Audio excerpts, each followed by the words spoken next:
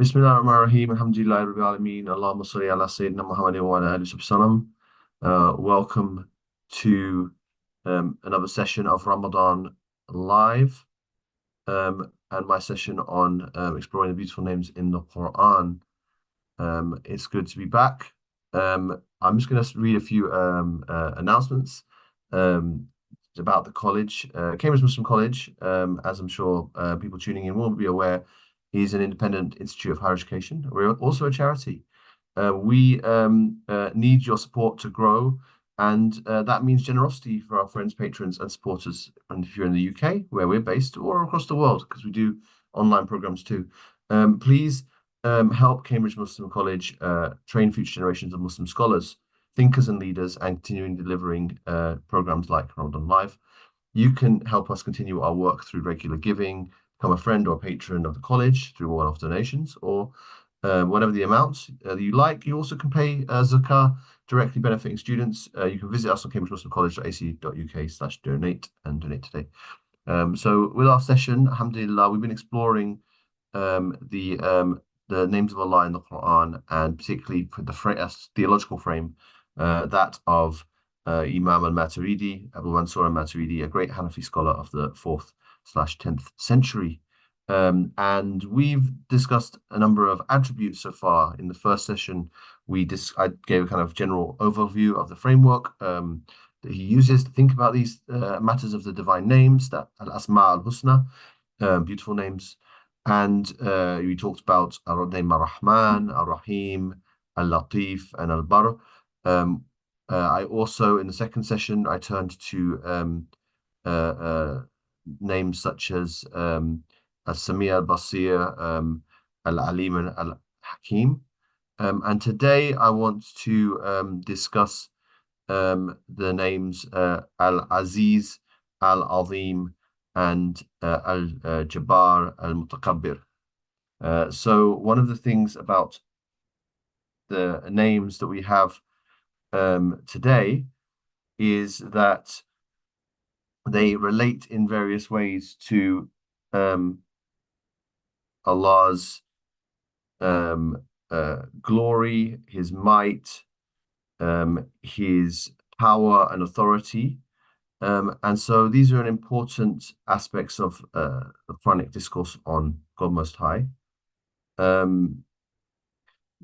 They may give us a challenge in that, as opposed to the ones in the first session, which relate to the mercy of God, all the ones in the second session, which relate to His knowledge and understanding of the creation, His wisdom, these relate directly to God's authority, power, and dominion.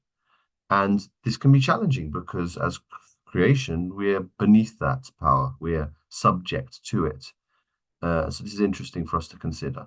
So I'm going to go through some of the meanings that are attributed or explained by Imam Maturidi in relation to these names. So we're going to start with Al-Aziz. Al-Aziz is mentioned many times in the Quran as a divine name.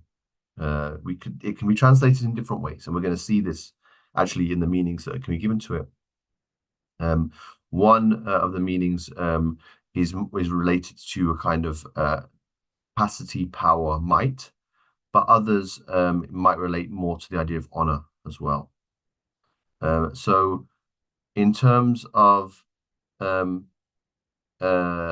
idea of this power, we can start with this. One meaning that's given to Al-Aziz is that nothing can render God incapable. So with human beings, we're entities that have certain capacities, but we have certain failures, certain shortcomings in our capacity. We can be incapable, ajz, right? Ajz. We can not be able to do something. But this is not the same as God. With God Most High, He can absolutely do. He has no limit to His power. The only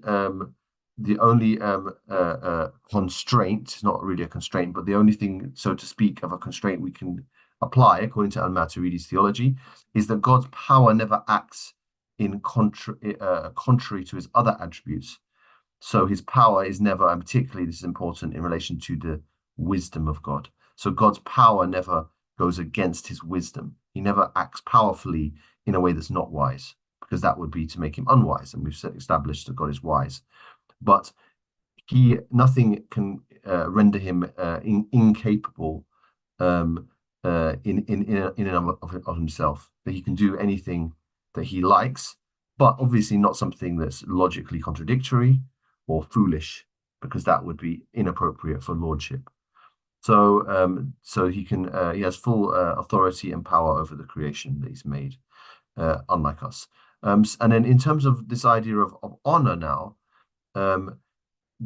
disgrace cannot apply to him. So to be Al-Aziz is also to be that he's inherently has honor, has izzah, and disgrace cannot apply to him. And this is unlike the creation, obviously, in which we can be disgraced, we can be lowly, we can be in a debased situation or position based on our actions, but not so for God.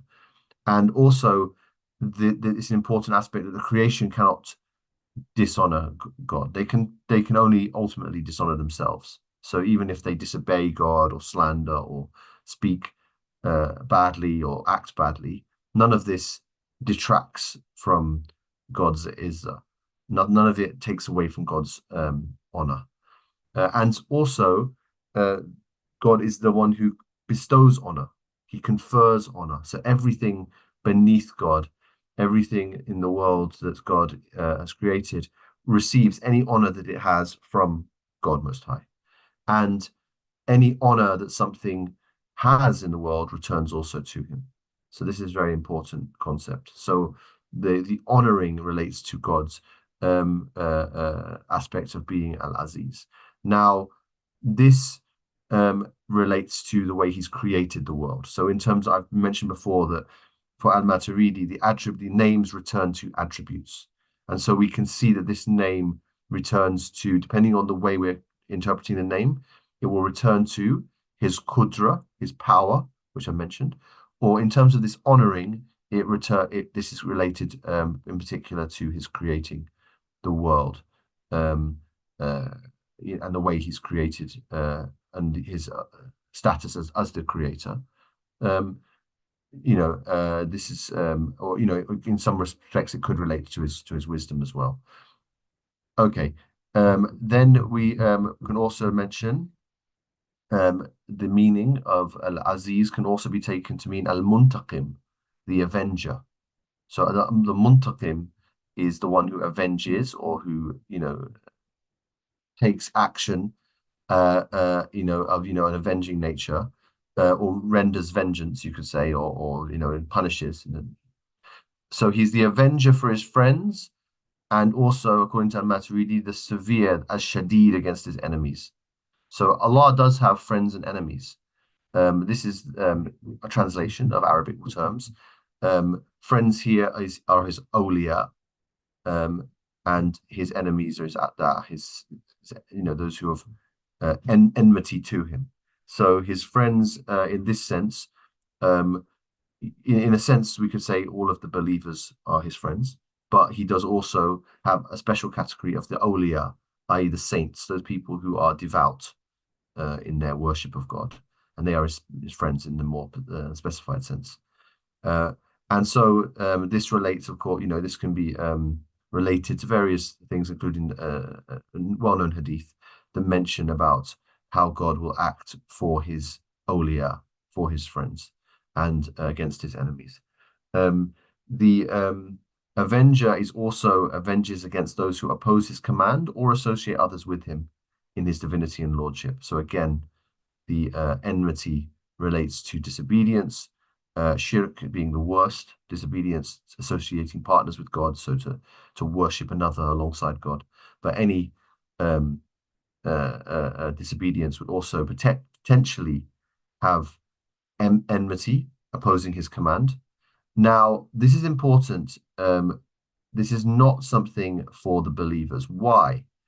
The believers may disobey his commands, but we're not talking here about disobeying the commands We're talking about opposing the command. So someone who actually goes against the command. And this is not the quality of the believers.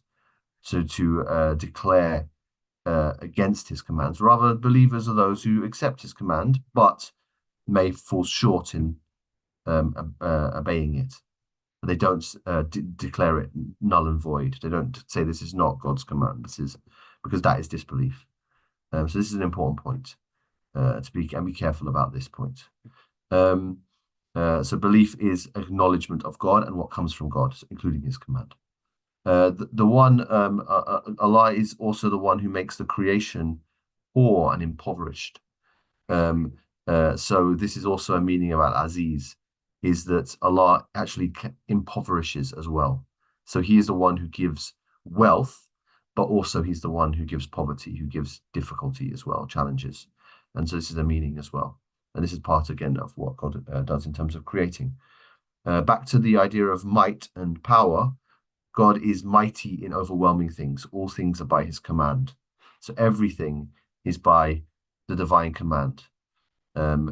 This is in terms of His creative command, because everything conforms to Him. Nothing is outside of His power in any sense. And that's not, from Maturidi's view, to nullify our free will, but even that those free choices are still in the sense of their creation by God's command, by His power. God is mighty by Himself, not by His friends. So mentioning God's mightiness, His might, this is not the might that God has. And you can say also the izzah that He has, right? So the honor that He has, but particularly here the power is not by His by the things He's created or by these friends that we mentioned. They He's independent in terms of that might. So just as the kings, Matthew mentions, just as the kings of the earth have their might by their servants and their entourage, such that were these servants and these entourage to depart or disobey them, they would become overwhelmed. They would no longer have power. God is not like that. God's not like a king of the earth who requires these kind of trappings of power. God is inherently, in His essence, powerful, and nothing that He makes and nothing, none of the friends that He has created and so on, from the khalq, add anything to His power, or if they were to depart from Him, take anything away from His power.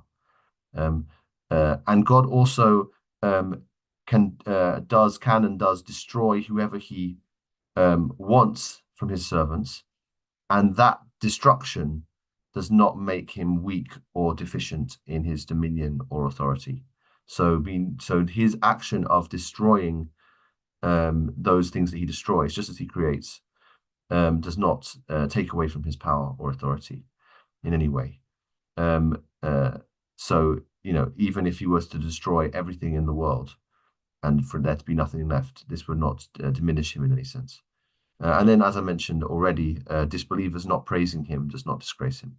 So the failure of disbelievers to do tasbih, to declare God's transcendence and His glory, does not actually disgrace God in any way. This is important because we know that everything does a tasbih, except everything from in the environment, not just human beings, but trees and animals. There's an aspect of their tasbih that they do. It's mentioned in the Qur'an. But then some of the human beings or jinn don't do this. The disbelievers, they've got the choice to do this, and they don't. And if they don't, then this does not take away from God's might, his honor. So this is the nature of this name Al-Aziz. Turning to Al-Alim, relating a similar word in the sense of the might or mightiness. I was interested to see that this recurs many times in the Quran. It's discussed many times, but it's not usually discussed in the nature of being describing God Himself. It's often coming up in describing something of the creation being mighty. So it's used to apply to the creation, but it is applied to God, but it's more often actually applied to various things in the creation which God is ennobling by mentioning this name or mentioning this quality.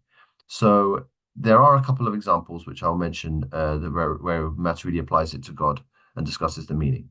One that I found is that he cannot be encompassed, so that God cannot be sort of surrounded, encompassed in any way. So this relates to God's transcendence from any kind of spatial boundary, border, or bodily nature.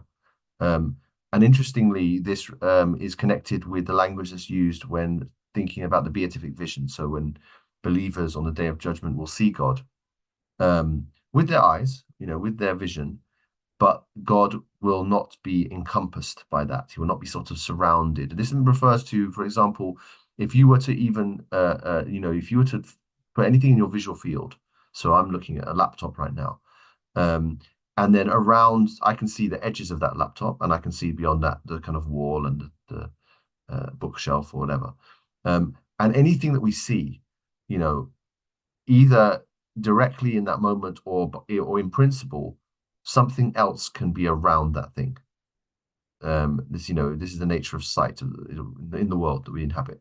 Something can have a background, something can have a border, something, and this is the nature of a bodily entity. Anything that's got a body or anything that's got a kind of spatial extension or extent or exists in a spatial dimension or has a location, any of these kind of things will be able to be visually seen in a direction with these kind of encompassing aspects to it.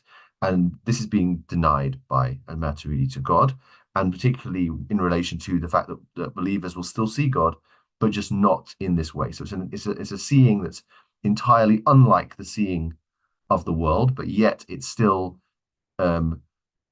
analogous to the extent that we can affirm it as a reality, as truth, and it is really seeing. It's not just some other kind of awareness, but it's not similar to the seeing that we have in this world. So there's an interesting connection there. And then secondly, in terms of Al-Alim, it's mentioned in terms of Azama, which is this kind of rank, position, effective command. These kind of terms are used. So again, kind of similar to this idea of Izzah. And then these situations in which Al-Azim relates to the things of the creation, we have things like Al-Fawz Al-Azim, so like the supreme success, mentioned in terms of like, going to paradise and so on. Nabal Al-Azim, which is these great news, which is obviously the revelation coming. Qur'an Al-Azim, the mighty Qur'an. Arsh Al-Azim, so the mighty throne. So these kind of phrases, which you will find when you read the Quran, relate to the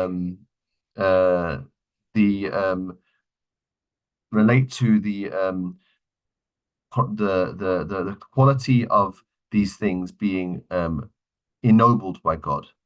In his speech, in his Quran, he's mentioned that these things are mighty, are great, and they relate to the kind of great things of, I've just mentioned the throne, Arsh, the Quran, the revelation, in terms of it being news or a great warning, and then the Jannah as a great success, this place will go. So these are all qualities that get to these things in the creation that get enhanced by giving them this name of Azim. But used less in in the Quran actually, as well as in the tafsir for God Himself, although it is used for God. It is a name of God, Al-Azim. I want to turn now to Al-Jabar, and these were slightly shorter, the last two, Al-Jabar and Mutakabbir. Now these go from being just about power to now a kind of overwhelming sort of power, where if you take them in their worldly sense, they could even be considered negative expressions. So Al-Jabar is like something like the tyrant, literally. But we need to be careful when applying this to God. So Al-Maturidi discusses Al-Jabar as the one who's able to kind of force or compel even the great things.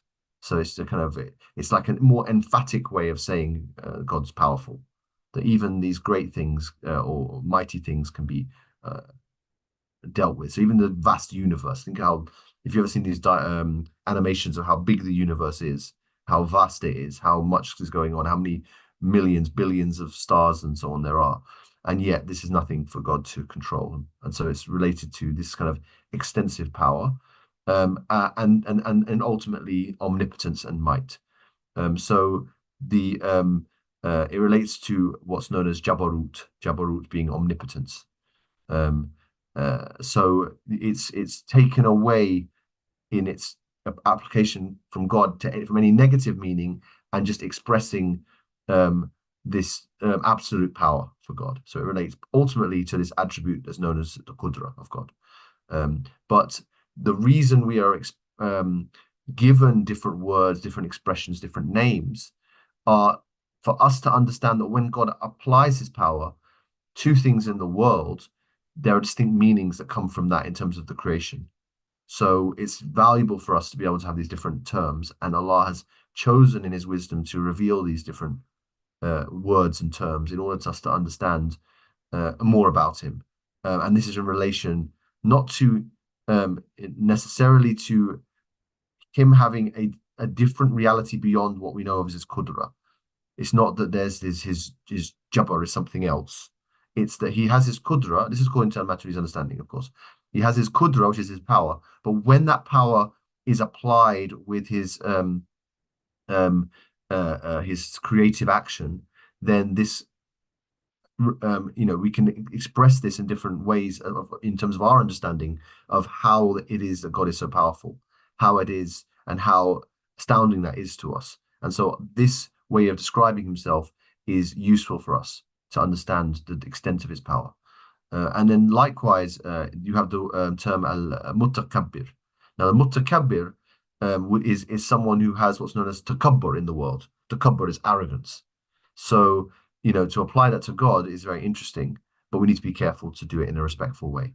So Maturidi is a master of this kind of exegesis, and he mentions Kibriya, so basically God's grandeur and majesty. So this is about, for God to be Al-Mutakabbir is because he has this unique grandeur, this unique majesty. No one else can have this particular grandeur that he has, because, of course, he says all creation have a kind of equality in being created. So everything that is created has a kind of sort of a likeness to everything else in being created, and they don't have the right, therefore, for a kind of arrogance above anything else, because it's all creation. Everything is God's creation. Everything's God's contingent servants ultimately. So there's no right that we have. There's no permissibility to have any kind of arrogance, think that we're better. But yet God is better.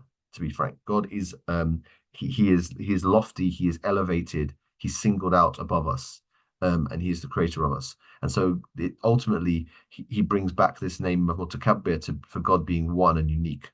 So ultimately, it's God in his uniqueness who really does have this special quality above everything else, that can take the term Al-Mutakabbir justly and rightly, that he is elevated above us all. So these are things to be aware of. So in this week, obviously, as we continue in our fasting and our worship and everything, we should try to reflect on God's omnipotence, his might, his absolute power, his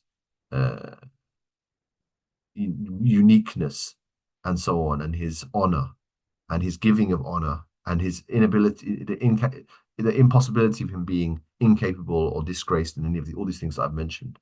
And of course, for ourselves, we should try to make sure that any power that we have, that God has given us, that we exercise it well and rightfully, that we do it according to what Allah is pleased with, that we are not in the worldly sense, tyrants or arrogant about our own selves or what we've achieved or have, and instead we are humble and realize that all of that right to be, to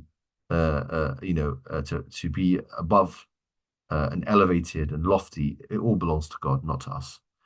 So with that, I will stop for the main discussion this week. I will ask any questions to be put into the chat so they can be shared with me, and I will try to answer anything I can. As I mentioned before, I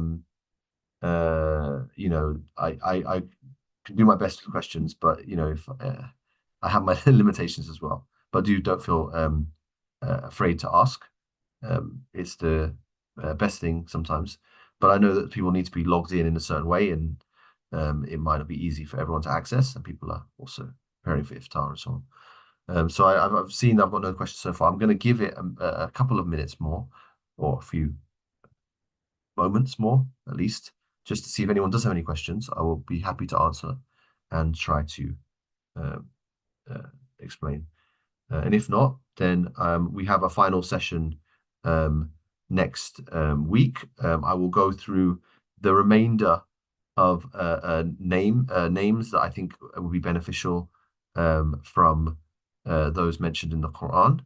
And so hopefully we'll have quite a comprehensive overview of these divine names and the tafsir of Maturidi, rahimahullah, over the 4 weeks, which is a blessing to be involved with. So as I still can't see any questions, I will just give you a quick run through of what we do at the college once more, for those maybe didn't catch it at the beginning. We really need support. Ramadan Live is an amazing program. We're really happy to bring it to you. And at the same time, to run all our programs all the time and to do other more and better work, we need help and support, just like other charities do. Please do consider Cambridge Muslim College in your du'as, but also in your any financial giving you have from those blessings that Allah has given you and the tawfiq to pass out to others. There's different ways to do this. You can be a friend or a patron. You can do one-off donations. It's up to you. You don't have to sign up to be a friend or patron. You can just give on any day you want, or nights, perhaps in Ramadan. You can also pay zakah, and zakah will actually help our students. It will go directly to them, the students who are in need and are zakah eligible. So we take these things seriously, and it will be for students who directly need and meet the conditions for zakah. Alhamdulillah. You can visit the Cambridge Muslim College.ac.uk, donate, and you can donate. Also, it's possible to visit our site and also find out more about the work that we're doing. Find out about our programs. I teach on the BA program. I'm also involved in the research work of the college. Other colleagues are involved in other programs across the range of activities that we do. Find out more about us. Please do spread the word. And if there's people who want to apply for one of the programs, marhaba. We'd love to have students. Just be aware that for our BA and diploma programs, we are taking UK-based students. For the Islamic psychology program, I believe that's international, is online. But finally, I would like to mention the program timetable. We have on Mondays Dr. Omar Qureshi with the objectives of the Quran. We have on Tuesdays Salman Yunus with the spiritual dimensions of fasting and charity in the Quran. I'm doing the divine Allah's beautiful names on Wednesdays. On Friday, we have a Rania Awad, finding healing through the Quran. Saturday, Suleiman Van Al with spiritual jurisprudence in the Quran. On Sunday, Abdullah Rothman with knowledge of self in the Quran. And on Thursdays, the Ramadan moments, which are recorded with Sheikh Abdul Hakim Murad, are released. So full program. Hopefully it's a benefit. We wish you the best. Please forgive me for my shortcomings and for the passing of my children behind me. And we'll see you next week, inshallah. Jazakallah khairan. Alhamdulillah. Al-Alim.